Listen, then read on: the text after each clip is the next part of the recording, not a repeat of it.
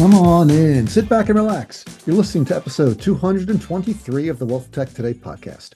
I'm your host, Craig Iskowitz, founder of Ezra Group Consulting. And this podcast features analysis, news, and interviews around the trends and best practices about wealth management technology. We love talking about wealth management technology here. And my guest on this episode is Vinay Nair, the founder and CEO of TIFIN. A quick background on Vinay. He's got a PhD in financial economics from the Stern School of Business at NYU. Now, Vinay started his career in academia as a finance faculty member at Wharton Business School, but he's also taught at other universities such as MIT and Columbia. In between there, he launched and managed a quantitative hedge fund. And from that experience, he founded a tech and what I also call a TAMP, more of a TAMP, which is called 55IP. And they focused on outsourced tax transition services and direct indexing. 55IP was successfully sold to JP Morgan, and it's still operating there today. Now, TIFIN operates as a collection of fully owned subsidiaries in wealth management and investing. I never really understood how it worked until this, my talking with Vinay before this episode. We did a little bit of prep, and during this episode, so I have a much better understanding of how TIFIN works. And to me, you'll hear in the episode, Vinay doesn't like to call it an incubator or an accelerator, but it seems more like that to me, or more of a, as I said, a collection of these subsidiaries, which they're trying to build up and sell off, which is great for any industry, but specifically wealth management. We don't really have enough of these kind of innovative ideas, and you have to be willing to try new things and maybe fail and pivot. And certainly TIFIN, if you followed the news on some of their different subsidiaries, have pivoted quite a bit. It's not a bad thing. You've got to keep trying and seeing what works, and then moving on to things, moving away from things that don't work and towards things that do work. So interesting. I'm glad that I got Vinay on the program to learn more about TIFIN and how they're operating. And you're going to hear all about it right after this. Before we get started, let's talk about tech stacks. Now, at Ezra Group, we've seen tech stacks of hundreds of RIAs. And let me tell you, most of them are loaded down with tech debt. So you shouldn't feel too bad about yours. But let's face it, tech debt is like a giant anchor holding back your business growth. If you want to free your firm for exponential growth, you should run, not walk, to our website, ezragroup.com, and fill out the Contact Us form. Our experienced team can evaluate your current tech ecosystem, deliver targeted recommendations, optimize your existing systems and operations, or run an RFP and help you implement new software to take your firm to the next level. You can take advantage of our free consultation offer by going to ezragroup.com. A few quick housekeeping items that we always do before the interview. Please subscribe to the show wherever you listen to podcasts so you don't miss an episode. Check out investinothers.org. That's the Invest in Others Charitable Foundation. They do a lot of good work in our industry, raising money to donate to charities that are either run by or helped by financial advisors. I'm excited to introduce my next guest on the program. It is Vinay Nair, founder and CEO of TIFIN. Hello, Vinay. Thanks for being here. Hey, Craig. Thank you for having me here. Great to be here. I'm glad you can make it. Where are you calling in from? Your home from Boulder? Yes, I'm in Boulder. Perfect time to be here with all the ski season now. I'm jealous. I'm in New Jersey, as everyone knows, I live in New Jersey, but I'm looking forward to getting out to do some snowboarding in Colorado this season, and we'll see if we can meet on the slope somewhere. But let's jump into this. I'm really glad you're here. You and I have been talking a bit offline, a lot of AI discussions, and I thought it'd be great to have a podcast about some of the great AI products that TIFIN has been coming out with, and we're going to deep dive into two of them. But before we do that, could you give everyone listening a 30-second elevator pitch for TIFIN? Sure. TIFIN is essentially a AI platform for wealth. The T and I in TIFIN stands for technology and innovation for finance. What we do is apply technology, typically data science, AI, and start new companies, which is innovation bit, all focused on changing wealth outcomes. And we look at where people have their money, which is typically a self-directed account or an advised account or a workplace account. And we look at what people do with their money and try to change experiences in these accounts, change experiences on what people do with their money. And all our companies effectively try to bring innovation to the wealth ecosystem. We've built 12 companies to date.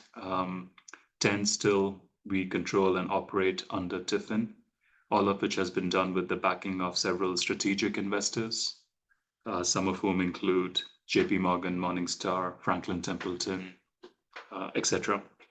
So think of us really as a center of excellence for applying data science and AI in the wealth and asset management industry. That was a great overview. You have so much going on. It's hard to believe you can keep it all in your head at one time. 12 companies with two exits. That's a great track record that any other firm would be looking for. Let's dive into two specific areas, two different products that are AI-based products. One is called Sage and one is called Helix. Now, Sage is an AI-powered investment assistant that you're calling a CIO for every client. Can you talk about the underlying mechanics of the AI behind that and how does it work? Absolutely. And Craig, as you know, we started these early this year. We started 3 companies to apply generative AI to the world of wealth. Sage and Helix fall in that category. TIFIN at Work is the third, which coincidentally we recently announced a partnership with Franklin Templeton on to take it to the workplace setting. But I'll focus on the first two as you've pointed that out. Essentially, Sage is a personalized CIO for every client delivered to the advisor. What happens in many firms think large enterprises where there's a CIO office and advisors get on a call, get the CIO views, and often the advisor then asks, what does this mean for Craig, my client? Let's say the house view is oil goes up next 6 months. And the question for the advisor who's going to meet their client is, how does it affect my client's investments, portfolio? What is most affected? What should I change, if anything? What happens if I change it and the prediction is not true? There might be many other questions the client may have that the advisor needs to answer. So this Sage is now an AI assistant for the advisor, which can 24/7 personalized real-time answer these questions. So it's the bridge between a very centralized, call it investment view or a macro view or a market view from the house to a very client-specific implication delivered to the advisor. I think it's an interesting concept, and it's certainly the next step if you think about how most firms have a centralized CIO, or at least someone who's making the choices of investments. And if you want to ask them why they did something, you've got to send them an email, have a meeting with them. As you mentioned, the AI, the chatbot for Sage is always on. But how does the AI actually work in order to deliver this information to the advisors? What are you training it on? Yeah, so let's take both AIs together, and then we can talk about it collectively. So Helix is an AI assistant for alts and private markets. And Sage is really focused on taking a CIO view across public markets. We are building Sage with JP Morgan Private Bank as our first client. So it's getting built with both JPM's data applied for the private bank clients. Helix, we are building it in collaboration with Hamilton Lane. And as your listeners might know, Hamilton Lane is the largest allocator to alts publicly listed. But more importantly, over 30 years, they have built and digitized a pretty phenomenal data set around private markets. So we have exclusive access to the data set to train and build an AI assistant around private markets and alts. In both these cases, The AI assistant utilizes multiple components to build it. One is data, as we spoke about JPM Hamilton Lane data, but there's also third-party data that is open to vendor data, if you will. In addition to that, there is also what we like to call an ontology, or really a taxonomy, or a set of interrelated taxonomies,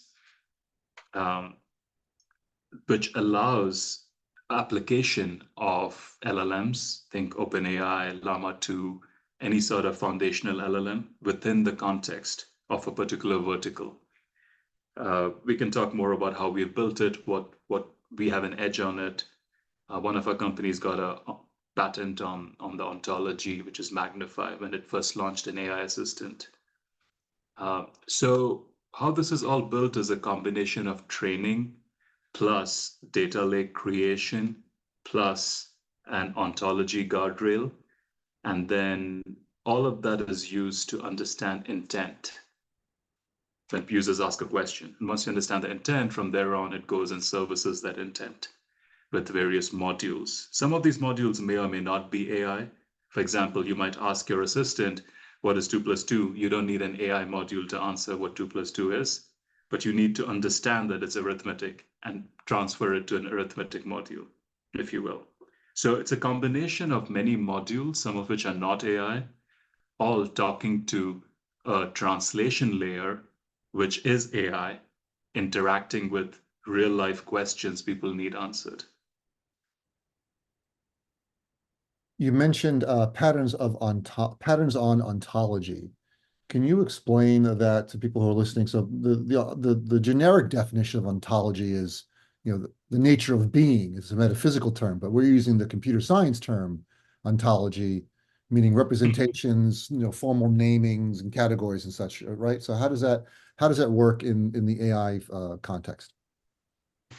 Yeah, so when we built Magnify, which is one of our, which is an AI assistant for the consumers, and we launched it before OpenAI released GPT last summer. What allowed us to do it was we had created a significant word cloud, for lack of a better word.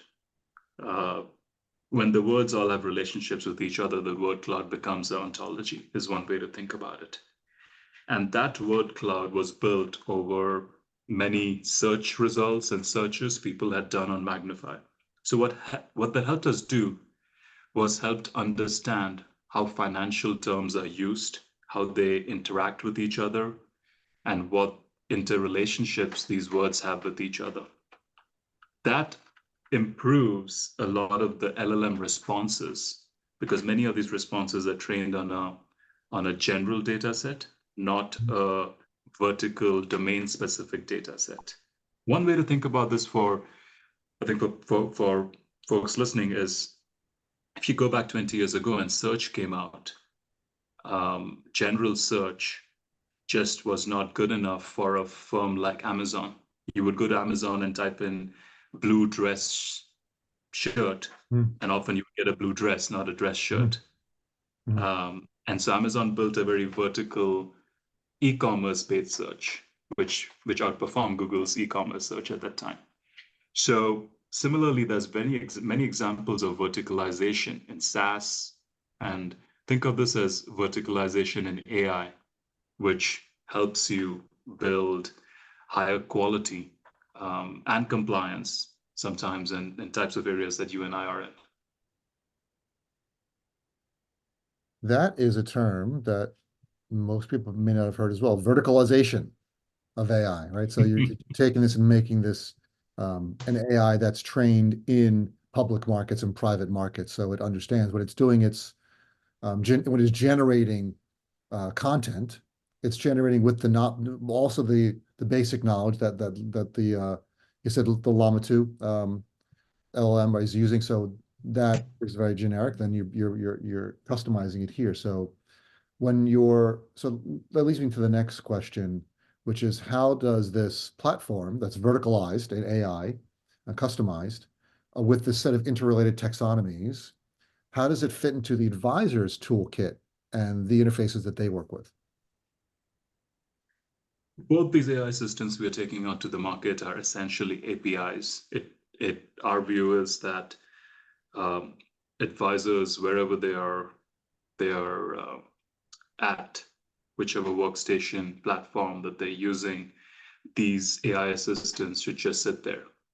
Um, it's no different from an old school bot, if you will. So what chatbots did was robotic automation. They did something very specific, something very repetitive, and they helped answer those things. What AI assistants are doing is more, they're mimicking intelligence. It's they're mimicking how we make decisions, not exactly the outcome and the decision. But as far as delivery goes, it should sit in a workplace platform or workstation as a simple API, and then advisors should be able to ask questions and get answers around it. So which is how we're delivering this as well. So if I can paraphrase, what you're saying is Sage will be integrated into the whatever platforms the advisors are using, and it will appear as a native tool inside of what they're already doing. That's right. For enterprise clients, that's the case. For RIAs, right now they just go to a website and they can log in and use Sage. But if you're a JP Morgan advisor, it'll be within the platform that they currently use or any such enterprise platform. When the AI, so you're talking about this chatbot built in that an advisor can log in and say, hey, my client, we put my client into this, how do I explain it to them? If they're asking Exactly. questions like that, or if the market has changed, how does this change in the market impact our portfolios? What kind of Exactly. information are they going to getting back? Is it just text? Is it also graphs and charts? Is it going to be video, audio? Will it be multimedia? What are we going to be getting back here as an advisor? It's not multimodal right now in the sense of audio and video, but it does cover text, arithmetic, quantitative computations, charts, graphs, etc. So anything that is still screen-based across different forms. Anything screen-based. Okay, Yeah. interesting. On your website, it says that Sage will generate actionable insights. Can you give me some examples of success stories or data that shows the effectiveness, concrete outcomes from Sage? Yeah, so one of our foundational philosophies and everything that we have built is combining intelligence with actionability, combining personalized intelligence with immediate actionability. That's how, as you know, Craig 55 IP was a firm that I founded, and that was the foundation of it, which is actionable intelligence. So what does actionable mean here? So an advisors can go through several questions as we discussed, and let's say comes to the conclusion that this particular position is the one that creates the most exposure to oil dropping in the next 6 months for my client. And the advisor could say, give me a substitute position, and then say, swap it out. That swap it out is the actionability. So the AI assistant, in the case of the enterprise clients we're working with, it'll be linked to the backend execution side, and it will execute that trade. That's actionability. Another example of actionability could simply be that the advisor might want a report generated for the client after all the back and forth that the advisor does with the copilot. And finally, the action might be write me one page to explain all this using simple words such as income and growth for my client. That's actionability. But it's something which is either deliverable to the client or the prospect, or something that actually changes the portfolio then and there. That is going to be something that will be revolutionary. I mean, is that working now? Or is Sage actually connected to a back-end system and the advisor can type in, exactly what you said, swap it out and it's going back and making trades? Is your first client, JP Morgan Private Bank, allowing that? Yeah, so it's getting built at JPM with that intent. As you can imagine, all the integrations needed are take time, but that's what's happening there right now.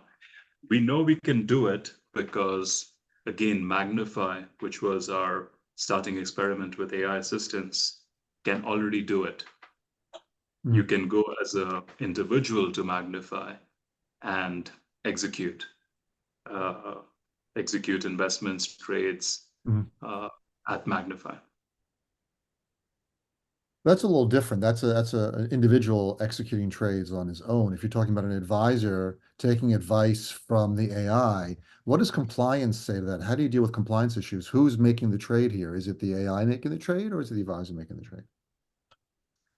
It's a great question. So this is why the AI assistant can only offer suggestions from a centralized system, which is the enterprise approved list or the CIO's views. So in other words, uh, the AI is not coming up with the decision. It's a decision support system Mm. for the advisor. The AI is not coming up with the investment to make. It's translating the CIO's views to the advisor with a client-specific implication. Almost think of this as the industry has scaled, it has to be centralized. Think model portfolios is a great example of something that is more and more centralized, and advisors use model portfolios to make it client-specific. Mm. But how do you build something personal for each client with a centralized process? And the AI assistants play that gap, that bridge. Mhm. So it's not the AI assistant is making the decision, but it's really communicating and customizing the decision with guardrails. Would it also block it if, for example, there was a restriction on that? Hey, there's a do not sell Yes, on this. It would link into that as well. Say, hey, you asked me to swap this out.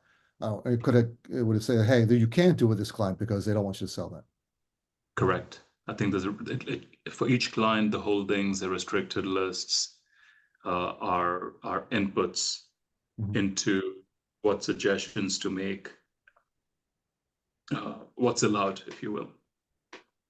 Because it seems like it would be very, very useful for an advisor as portfolio manager who wants to build his own portfolios, but take advice from what the CIO is saying and say, if I built this portfolio, could you talk to the AI that way? Here's a portfolio I like. Does this align with what our company is talking about for this kind of person? No, that's it doesn't do that today. It's a great idea, but you're right. I think that it works well for obviously advisors who want to act as PMs or active tweakers of model portfolios Mhm. or investments. I think it also works well for advisors who get asked by clients that are investment savvy sometimes, and they don't know how to answer it quickly. So this helps them get smarter, look smarter in front of clients who might be asking simple questions about, hey, Mhm. things are going on in Middle East, Yeah. and what is your view on oil? This way, the advisor can say, what is our house view on oil? Or it can also say, what is the market's view on oil? Or Mhm. specifically, what is BlackRock's view on oil, Yeah. etc. So Could it it link? can help them just converse more easily about some esoteric topics and investments. One thing I think would be interesting is if it linked into I mean, many years ago when I was working at a vendor, a market data vendor, we were doing a consulting project, they built a system that would do secondary investment ideas. So it had a database of by going through 10Ks and other data documents, it would say, here's public traded company, here's all their vendors, here's all their suppliers, here's all their clients, here's all their partners. And it would have Mhm. that list if any of them were publicly traded. And then you could say, well, if this stock is up sharply today, their suppliers might be up, their vendors might be up, their clients might go up as well.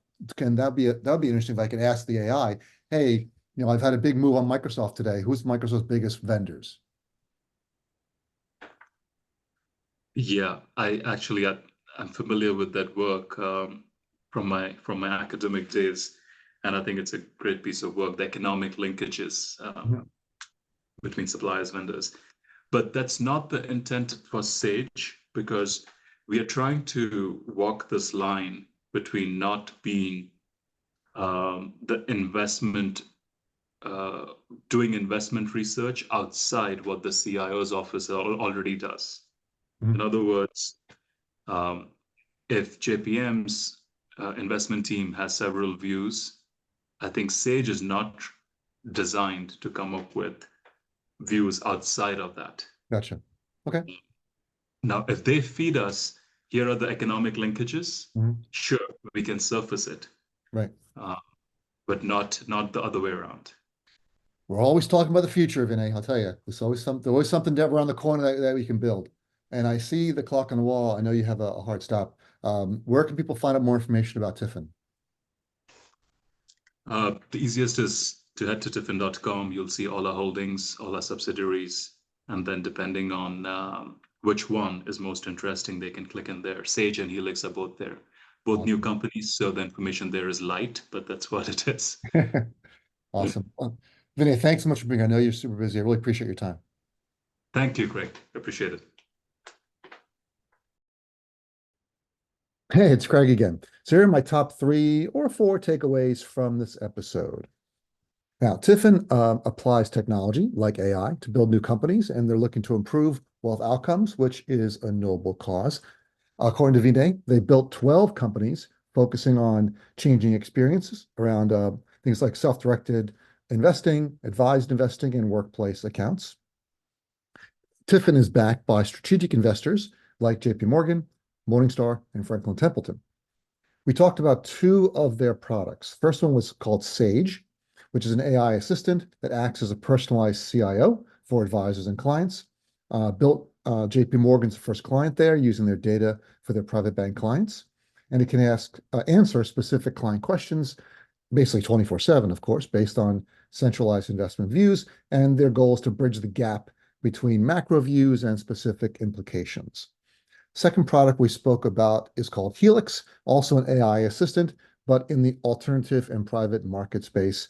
And their partner and first client is Hamilton Lane.